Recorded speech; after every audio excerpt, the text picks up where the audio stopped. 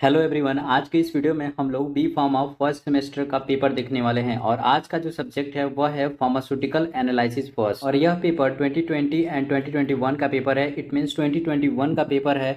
और आज का जो भी लेक्चर है उसका पीडीएफ अगर आपको चाहिए तो आपको डिस्क्रिप्शन बॉक्स में लिंक मिल जाएगा, वहां से आप डाउनलोड कर सकते हैं। पीडीएफ जो है वह है पासवर्ड प्रोटेक्टेड, तो आपको पासवर्ड जो भी है वो लेक्चर में मिल जाएगा। तो आपको इस वीडियो को लेक्चर देखना है और आपको यहाँ पे जैसे एक वर्ड दिख रहा होगा इस तरह से आपको 6 डिजिट वर्ड आपको यहाँ पे ढूंढना है। नंबरिंग है, सभी नंबरिंग है और आपको 6 डिजिट ढूंढने के बाद आपको एक साथ उसे यूज़ करना है। आप इजीली उसे एक्सेस कर सकते हैं। चलिए शुरू करते हैं आज का लेक्चर। और आज का लेक्चर में हम लोग सबसे पहले सेक्शन ए को कवर करेंगे, उसके बाद section B and section C, और सबका आपको यहाँ पे सॉल्यूशन मिलेगा। जो भी प्रीवियस ईयर की क्वेश्चन बची हुई है उसका भी आपको लेक्चर बहुत जल्द ही अपलोड कर दिया जाएगा। यहाँ पे पहला क्वेश्चन पूछा गया है, सेक्शन ए में पहला क्वेश्चन पूछा गया है डिफाइन मोल एंड मोलारिटी। ठीक है, इसमें आपको मोल और मोलारिटी के बारे में बताना है। तो यहाँ पे आपको मोल मिल जाएगा, यहाँ पे आपको मोलारिटी मिल जाएगा। इसको मोलर सॉल्यूशन भी बोलते हैं। तो दोस्तों यहाँ पे मैं सभी क्वेश्चन को अच्छे तरह से पढ़ने की कोशिश नहीं करूंगा और आपको समझाने की कोशिश नहीं करूंगा क्योंकि लेक्चर बहुत लंबा हो जाएगा।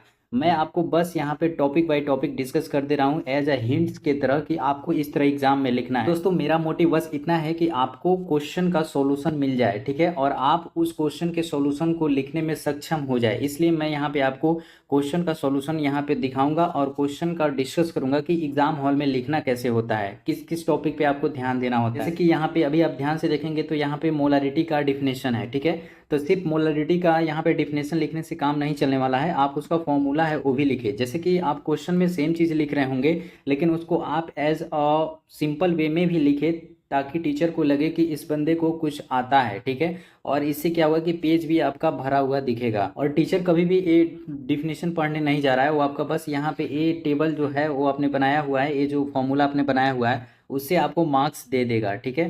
तो इस तरह से आपको लिखना है कि टीचर आपका क्वेश्चन का जो भी सॉल्यूशन है वो ना पढ़े, आपको देखते ही मार्क्स दे दे, इस तरह से लिखना है जैसे कि आपको यहाँ पे लिखा गया है। तो इसमें नेक्स्ट क्वेश्चन है कैलकुलेट मोलारिटी ऑफ 100 ग्राम पर 500 ml NaOH सॉल्यूशन। इसमें आपको नॉर्मलिटी कैलकुलेट करना है, ठीक है। तो सबसे पहले यहाँ पे नॉर्मलिटी का फॉर्मूला आप देख लीजिए, ठीक है। और इसमें क्वेश्चन में दिया गया है वो चीज़ें आप यहाँ पे देख सकते हैं, जैसे कि यहाँ पे 100 ग्राम और 500 ml NaOH दिया गया है। तो इस तरह से आपको यहाँ पे फॉर्मूला पुटअप करने के बाद नॉर्मलिटी निकालना है। चलिए बढ़ते हैं नेक्स्ट क्वेश्चन पे। नेक्स्ट क्वेश्चन इसमें है differentiate between acid and base, ठीक है। इसमें आपको बहुत ही सिंपल क्वेश्चन पूछा गया है, एसिड और बेस में डिफरेंस बताए, ठीक है। तो यहाँ पे एसिड और बेस में डिफरेंस बताया गया है जिसको आप इस एज इट इज आप लिख सकते हैं एग्जाम में, ठीक है। तो आप इस तरह से टेबल बना के ही लिखे ताकि आपको टीचर देखते ही मार्क्स दे दे। नेक्स्ट क्वेश्चन है व्हाट इज यूनिवर्सल इंडिकेटर, ठीक है। इसमें आपको यूनिवर्सल इंडिकेटर के बारे में बताना है विथ एग्जांपल, ठीक है। आपको यहाँ पे एग्जांपल भी बताना है जो कि यहाँ पे आपको देख रहे होंगे कि एग्जांपल भी बताया गया है। यहाँ पे यूनिवर्सल इंडिकेटर के बारे में भी बताया गया है। इसमें नेक्स्ट क्वेश्चन है what is non aqueous titration, ठीक है। तो इसमें आपको नॉन एक्वस टाइट्रेशन के बारे में बताना है, ठीक है, जो कि यहाँ पे 2 पॉइंट लिखा गया है जिससे क्या हो टीचर आपको 2 मार्क्स इजिली दे दे। नेक्स्ट क्वेश्चन है गिव प्रिंसिपल ऑफ मोहर मेथड, ठीक है। तो आपको यहाँ पे प्रिंसिपल लिखना है मोहर मेथड का, ठीक है। तो ऐसा नहीं कि आप काफ़ी लंबा चौड़ा में मोहर मेथड का यहाँ पे प्रिंसिपल लिखे क्योंकि 2 ही नंबर का यहाँ पे क्वेश्चन पूछा गया है। तो आप छोटा में डिस्क्रिप्शन थोड़ा सा लिख दे, ठीक है, और जो भी यहाँ पे रिएक्शन है उसे लिख दे। रिएक्शन लिखना बहुत ही जरूरी है क्योंकि रिएक्शन पे मार्क्स आपको ज़्यादा मिलते हैं, ठीक है, और बहुत ही इजीली टीचर मार्क्स दे देते हैं। तो आपको रिएक्शन जरूर लिखना है। नेक्स्ट क्वेश्चन है व्हाट इज मॉडिफाई वोलार्ड मेथड, ठीक है। देखिए एनालिसिस में वोलार्ड मेथड और मॉडिफाइड वोलार्ड मेथड काफ़ी बार पूछा जाता है, तो इसे तो आपको डेफिनेटली करना है, ठीक है। और मोहर मेथड भी पूछा जाता है, जैसे कि मोहर मेथड में काफ़ी कम पूछा जाता है as a compare to modified Volhard method, लेकिन मोहर मेथड भी काफ़ी बार पूछा जाता है, ठीक है। तो इसमें गिव एग्जाम्पल बताना है, ठीक है, इसमें आपको एग्जाम्पल भी बताना है, ठीक है। तो यहाँ पे आपको मॉडिफाइड वोलार्ड मेथड मिल जाएगा। क्वेश्चन है give 1 example of oxidising and reducing agent, ठीक है। आपको एक एक एग्जाम्पल लिखना है ऑक्सीडाइजिंग एजेंट का और रिड्यूसिंग एजेंट का। तो यहाँ पे आपको ऑक्सीडाइजिंग एजेंट का यहाँ पे एग्जांपल मिल जाएगा, ठीक है।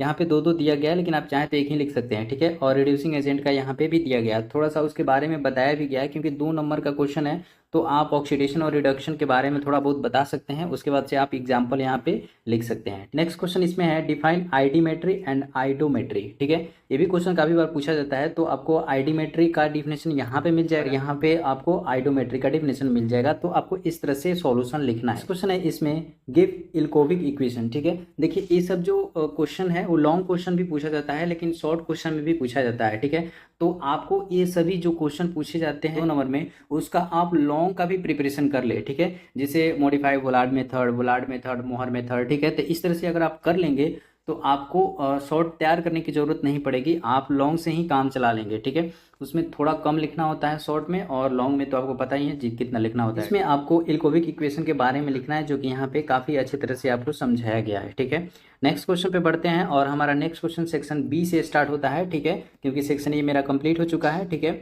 और सेक्शन बी में पहला क्वेश्चन है discuss the method of expressing concentration in detail. इसमें आपको मेथड बताना है एक्सप्रेसिंग कंसंट्रेशन इन डिटेल। जैसे कि यहाँ पे आपको फर्स्ट क्वेश्चन ही पूछा गया था मोलारिटी और मोल। ठीक है, तो वही सब यहाँ पे देखिए आया हुआ है क्वेश्चन में। तो अगर आप लॉन्ग क्वेश्चन के प्रैक्टिस कर लेंगे तो आपको शॉर्ट क्वेश्चन इजिली ही तैयार हो जाएगा। जैसे कि मैं आपको यहाँ पे चल के दिखाता हूँ। ठीक है, यहाँ पे देखेंगे तो पहला क्वेश्चन था वो मोल और मोलारिटी था, वही क्वेश्चन आपको लॉन्ग में पूछा गया है, लेकिन इसमें आपको 10 नंबर में पूछा गया है। तो आपको एटलीस्ट 7 to 10 आपको लिखना ही है। ठीक है, जो कंसंट्रेशन है वो उसको डिटेल में लिखना है। ठीक है, तो यहाँ पे सभी कंसंट्रेशन का डिफिनेशन लिखना है। उसके बाद से आपको सबका फॉर्मूला यहाँ पे ऐसे टेबल बना के बताना है। ठीक है, ऐसे फॉर्मूला बना के बताना है। ठीक है, तो आपको यहाँ पे सभी फॉर्मूला मिल जाएंगे, जो कंसंट्रेशन है वो भी आपको यहाँ पे देखने को मिल जाएगा। ठीक है, तो अभी आप देखेंगे तो यहाँ पे 10 यहाँ पे दिया गया है। ठीक है, इस तरह से आपको ओवरऑल 10 मार्क्स बहुत ही इजीली मिल जाएगा। तो नेक्स्ट क्वेश्चन इसमें है कि what is acid base indicator. ठीक है,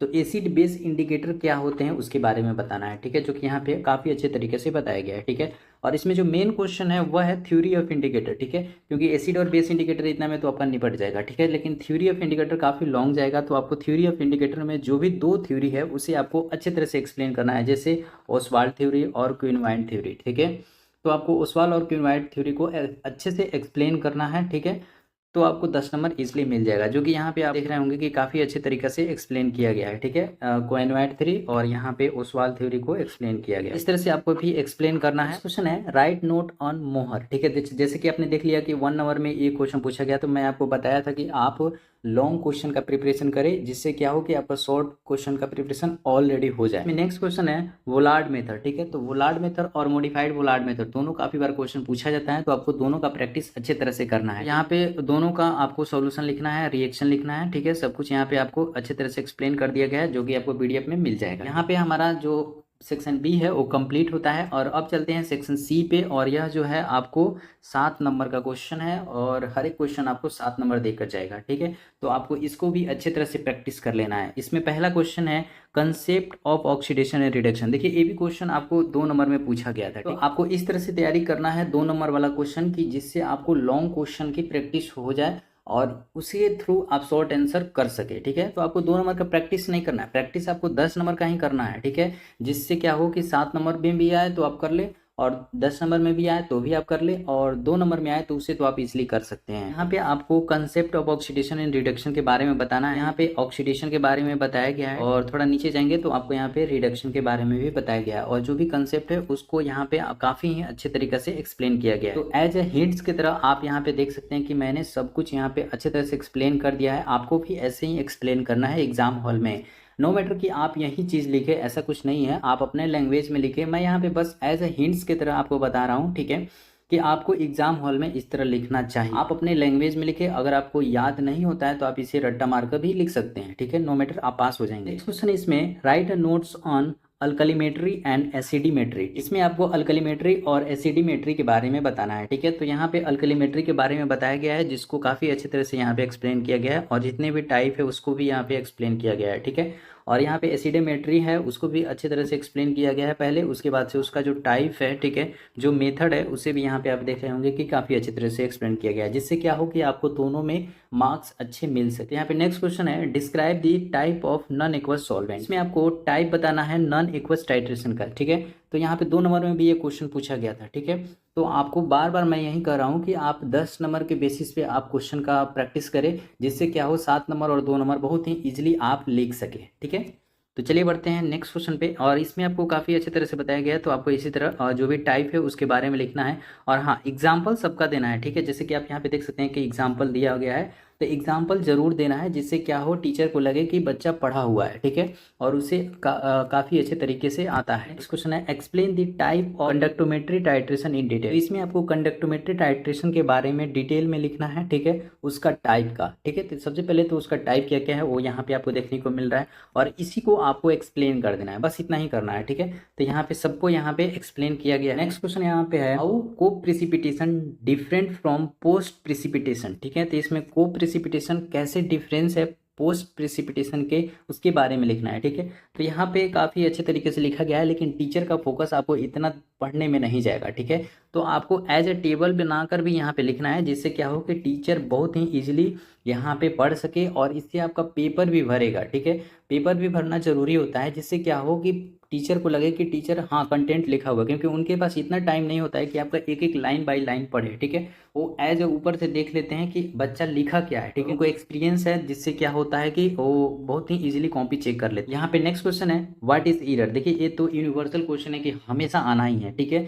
किसी किसी ईयर नहीं आता है, लेकिन देखा जाए तो हमेशा क्वेश्चन ये आता ही है, ठीक है। तो ईरर को अच्छे से तैयारी कर लेना है, ठीक है, और उसका टाइप बताना है, ठीक है, डिटरमिनेंट और इनडिटरमिनेंट जो भी होता है, ठीक है, उसे आपको अच्छे तरीके से यहाँ पे तैयारी कर लेना है। जैसे यहाँ पे मैंने दोनों का यहाँ पे टाइप लिख दिया। इसमें नेक्स्ट क्वेश्चन है explain the mechanism of dropping mercury electrode, ठीक है। तो यहाँ पे डीएमई के बारे में अच्छे तरह से बताना है, जो कि यहाँ पे आपको देखने को मिल रहा होगा, ठीक है।